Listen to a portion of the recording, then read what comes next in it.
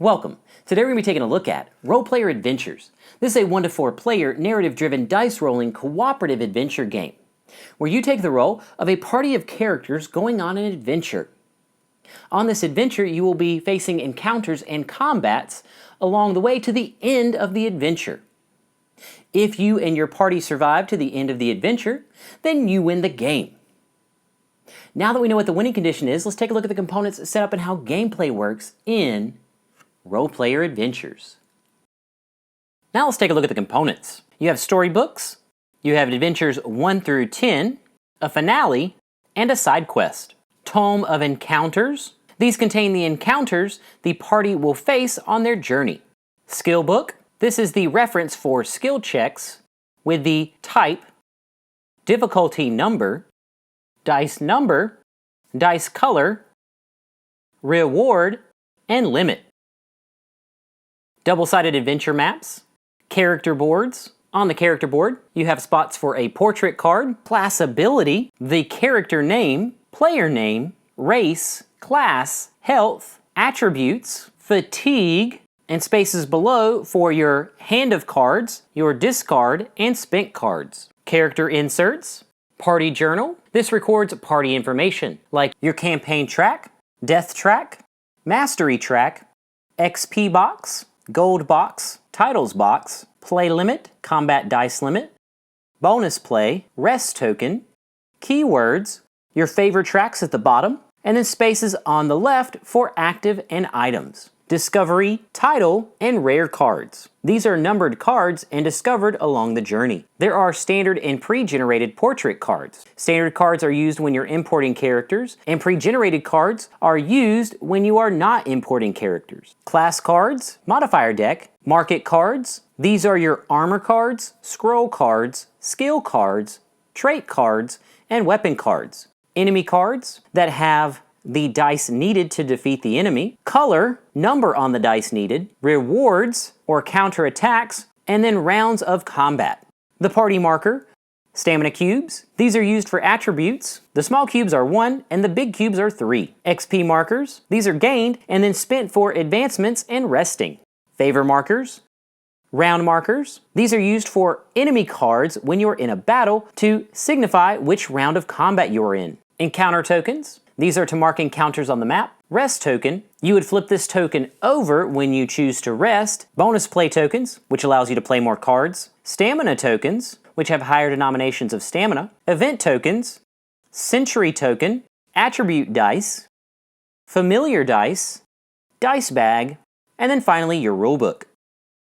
Now let's take a look at the setup. We're going to be setting this up for a 3-player game. To set up a campaign, it takes 11 steps. To import a character, it takes 8 steps. And to start an adventure, it takes 6 steps. So let's start with setting up a campaign. Step 1, fill the dice bag. Fill the dice bag with the attribute dice. Step 2, prepare party journal. Take a blank page and fill out the count, limit, bonus play limit, and combat dice limit based on the chart and the number of players in the rulebook. Step 3, get character boards and inserts. Give a character board to each player and place a blank insert into the board. Step 4, select a character. Select a pre-generated character portrait card and place it on the corresponding space on the character board, making sure that everyone has a different class color.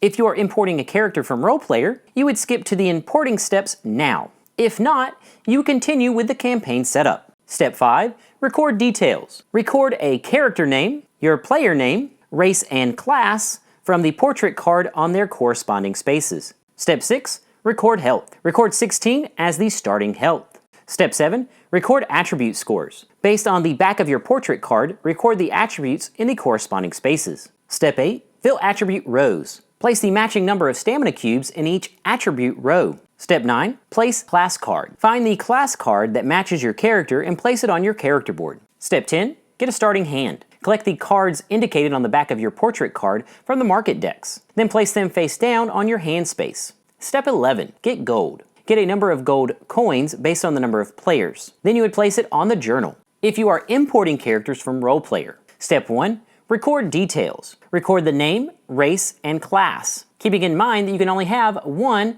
of each class in a party. Step 2, record health. Record your health based on the reputation stars in the rulebook. Step 3. Record attributes. Record attributes based on the attribute score chart in the rulebook. Step 4. Fill attribute row. Place the matching number of stamina cubes in the corresponding attribute rows. Step 5. Get portrait. Find the standard portrait card that matches and place it on your character board. If one is already in use, you would use an unused card. Step 6. Find your class card. Find your matching class and place the card on your class ability space. Step 7. Get starting hand. Get the same cards from your character hand and role player from the market decks. Only one of each card can be used. If that card is already taken, you would use a random card from the same deck. If you had a familiar in role player, you would get the matching familiar card and add the familiar dice to the bag. Step 8. Get gold and XP. Get the amount of gold the character ended with in role player and get 1 XP for each XP they ended with in role player. Then divide the total gold by the number of players and record that on the journal and repeat this process with XP. Now for the adventure setup. Step 1. Prepare the party journal. You would place the journal in the center of the play area with the rest token face up in the corresponding space. Step 2. Create supply pools. Place the dice bag, skill book, enemy deck, modifier deck, gold, XP, stamina, encounter tokens, bonus play tokens, favor markers, round markers, market decks, familiar deck, and party marker next to the journal. Step 3. Place the Discovery, Title, and Rare decks. You'll place the Discovery, Title, and Rare decks face down in ascending order next to the journal. Step 4. Player aids and character boards. Give each player their character board and a player aid. Step 5. Storybook. Collect the storybook for the current adventure and give it to a player to be the storyteller. Then give the Tome of Encounters book to the player on their right. Step 6. Begin the adventure. The storyteller opens and reads the adventure-specific setup and continues to read the adventure begins text. Now let's take a look at the gameplay. A game consists of an adventure, driven by the storybook and not traditional turns or rounds. Reading from the storybook, the players will have challenges, encounters, and combat. Each storybook is divided into entries based on locations, with base entries given just letters, and each entry after will have a letter and a number.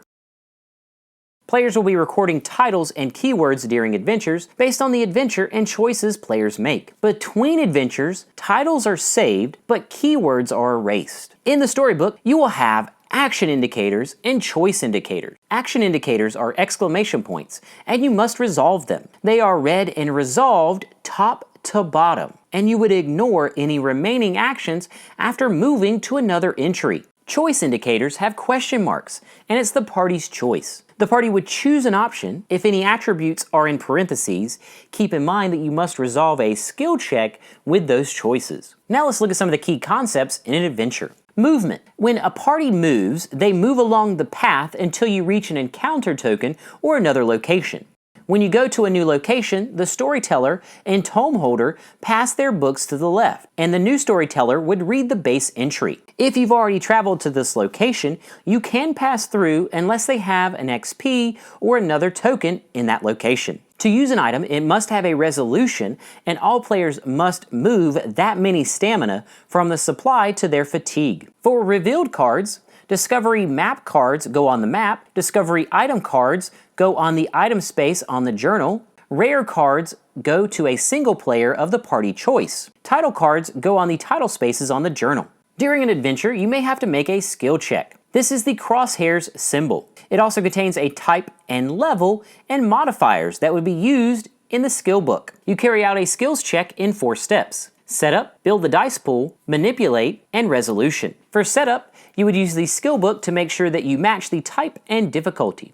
If there are any modifiers, find the modifier cards and assign them to the skill check. When building the dice pool, players can spend stamina cubes to add a dice of that color. The number of stamina cubes per dice added is equal to the number of players. So in this case, it would cost the party 3 stamina cubes to add a particular dice of a particular color. If you do not have enough of a particular color, you can turn them in 3 to 1 into your fatigue area for a specific type. Keep in mind that you cannot spend enough stamina cubes to become exhausted, which is to have a number of stamina cubes in your fatigue area that matches your health. Then you would add dice at random that would add up to the dice limit indicated in the skill book. And then finally roll the dice. Then we would manipulate. Players would take cards from their hand and play cards equal to the play limit. Using the cards and placing them in your discard, or spent area if they have that icon. You may spend a bonus play token to play an extra card and place that token in that player's fatigue box. Players can also use class abilities and then flip their class ability card. Then you would place the dice on the indicated slots and move to resolution. This is where you would gain the rewards on any covered dice, return the dice and modifiers, flip the rest token, you would move discarded cards to your hand, and finally read the resolution, pass or fail, passing only if all of the dice spots are covered. During an adventure, you will have combat. Combat is carried out in 5 steps: setup, build the dice pool, manipulate, end of round, and end of combat. Combat can last for up to 3 rounds. The setup. Find and place the enemy card in the center of the play area. Find any modifiers indicated and assign them to the enemy. Place the round marker on the leftmost round space. Step 2, build the dice pool. Knowing your combat dice limit, spend stamina to add dice of a specific color. You would move a number of stamina cubes of a particular color to the fatigue spot based on the number of players. Just like in a skill check, you could substitute 3 to 1, but you cannot become exhausted when doing so. Then you would add random die from the dice bag up to the dice limit and then roll the dice. Step 3, manipulate. Each player can play a number of hand cards to the play limit, resolving and then discarding them to their discard or spent space. Then you can spend bonus play tokens and class abilities. Step 4, end of round. If all of the dice spaces are covered, you would move to the end of combat. If not, a counterattack will happen. This is indicated in any of the empty dice slots. Then you would apply the next round's effects on the round track, advance the round marker, and return any unused dice and do it all again, carrying out steps 1 through 4. At the end of the 3rd round of combat, or if you cover all of the spaces, we would move to step 5, end of combat. This is where you will gain rewards, return dice, return the round cube, and the enemy card and modifier cards. You would move discarded cards to your hand, flip the rest token face up, and resolve the outcome. If you are facing multiple enemies, you would place a die on enemies in any order. When one is defeated, you will remove them and their modifiers. To be victorious, you have to defeat all enemies. Exhaustion. When a player's fatigue stamina is equal to their health, they are exhausted, and any stamina that needs to be added won't until they are revived. Exhausted players can't play cards or abilities, but can help in decisions. There are 3 ways that players can be revived. Rest removes a number of stamina cubes from your fatigue area. Action indicators can remove cubes, and class abilities can remove cubes. When the stamina gets lower than their health, they are revived. If all players become exhausted, they would mark the lowest death box and read the matching entry in the Tome of Encounters.